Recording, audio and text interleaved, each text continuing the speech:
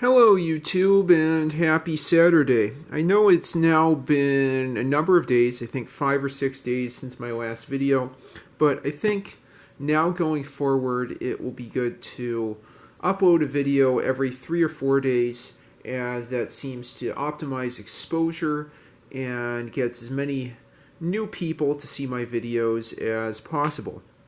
With that said, in tonight's video, we're going to go back to our Palm OS application demos by showing you a ultra-portable puzzle collection, I guess mind breaker puzzle kind of collection, that's known in the biz, or known colloquially as Simon Tatham's puzzle collection. Simon Tatham's puzzles. This is available for a number of different platforms, including Palm OS. I know there is a version for Pocket PC. There's probably one for Symbian phones. I wonder if there's a Midlet equivalent. I'll have to look for that. That would make an interesting video indeed. I'm sure there's versions for Windows, Mac OS, and various Linux distributions. I'm going to go to it by going down here to the P section, and I'll click on puzzles. Let me zoom in there a little bit further so you can see everything well. I'll just show you the information first. This is just a game called Loopy.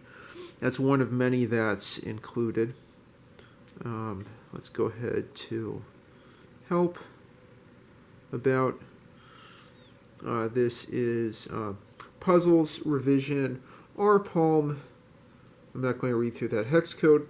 Copyright 2004 through 2007 by Simon Tatham et al. Palm version by James Harvey. chiark.greenend.org.uk/j harvey/puzzles. Not sure if that website's still active. I'll check and see when I plan to add it to the description. Okay, so, oops. Help. Overview. This is a collection of small one-player puzzle games. Manual copyright 2004-2005, Simon Tatham. I wrote this collection because I thought there should be a more small desktop. There should be more small desktop toys available. Little games you can pop up a window and play for 2 or 3 minutes while you take a break from whatever else you are doing. Oops.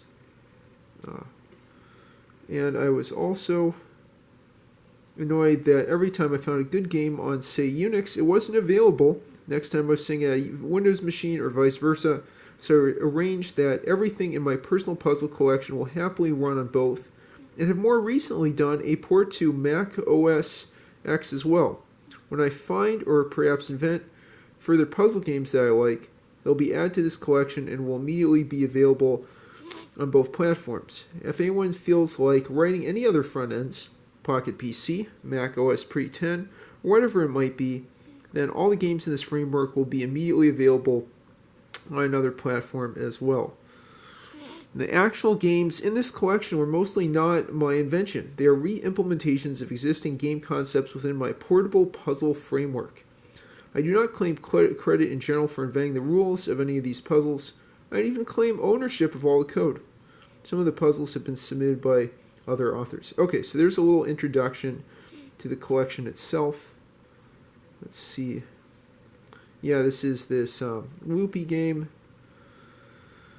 Draw a large single unbroken loop from dot to dot within the grid. Some of the square spaces between the dots contain numbers.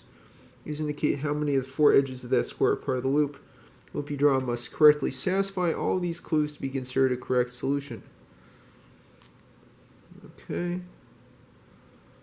Left mouse button to...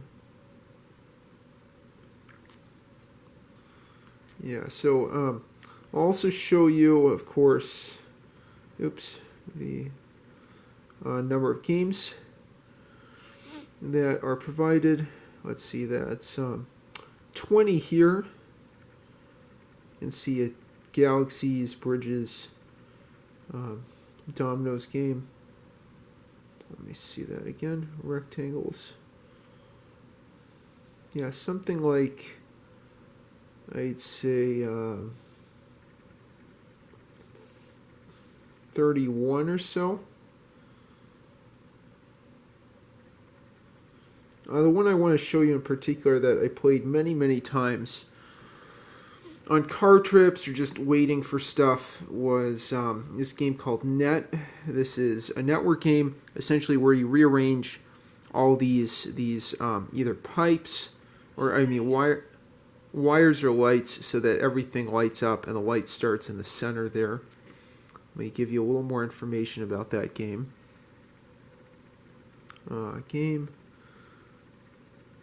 Freenet. There are several other implementations under the name NetWalk. The computer prepares a network by connecting up the centers of squares in a grid and then shuffles the network by rotating every tile randomly. Your job is to rotate it all back in place. A successful solution will be an entirely connected network with no closed loops. As a visual aid, all tiles which are connected to the one in the middle are highlighted. Okay, so we'll go ahead and do that here. I'll get some of these turned around. I'm just pressing the tile to rotate it. See how long it takes me here.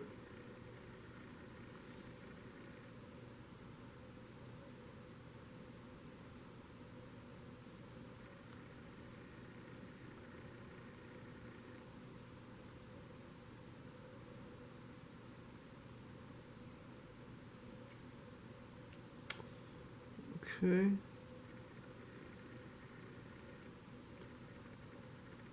Let's see what else we've got.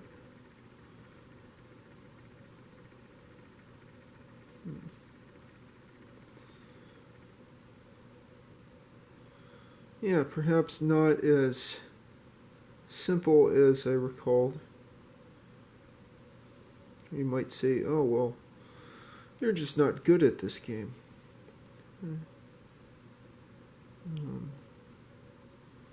Let's see what else we have here. Okay.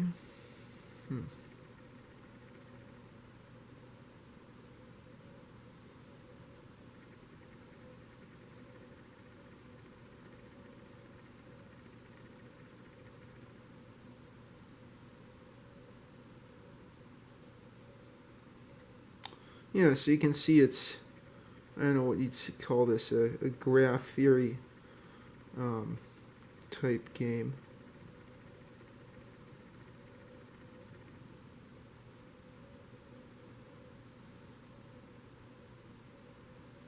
Okay, there's that.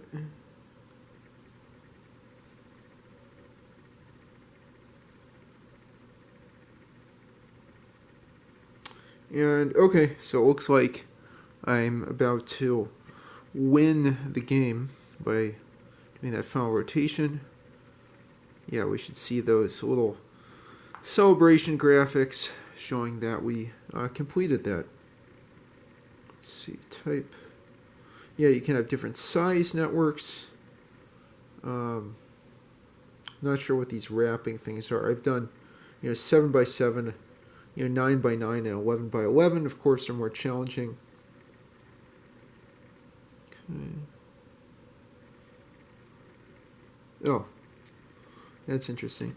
Okay, so that's a nice quick overview of Simon Tatham's puzzles. I'll definitely put the link to the main page for these if you want to download this game collection, this puzzle collection for any platform. I'll also see if the Palm OS link is still active, and if not, I'll put a Internet Archive link for that.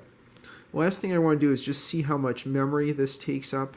I think it was fairly big, but maybe not quite as big as I would have thought.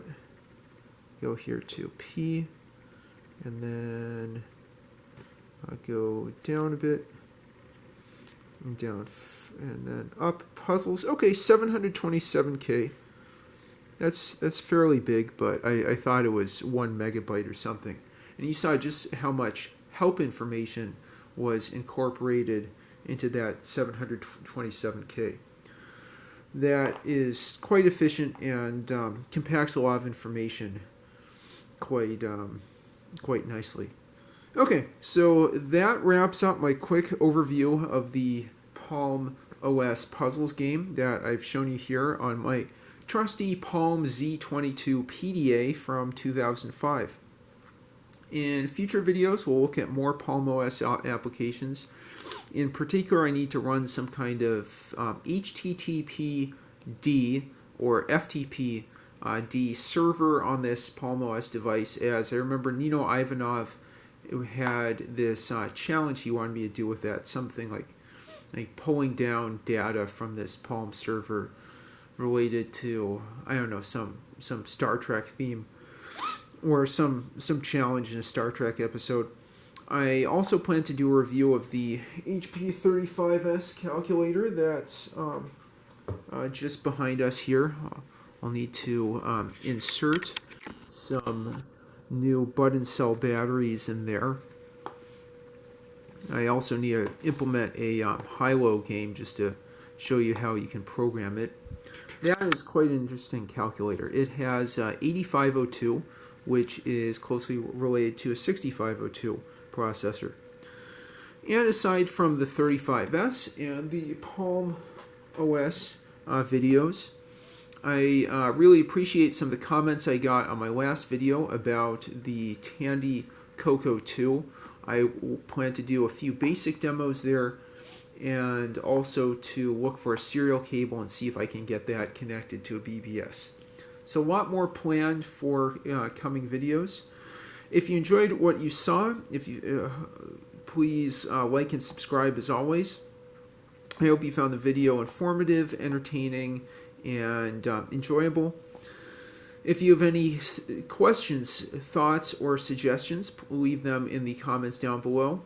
And once again, thanks so much for watching and have a great one. Bye-bye now.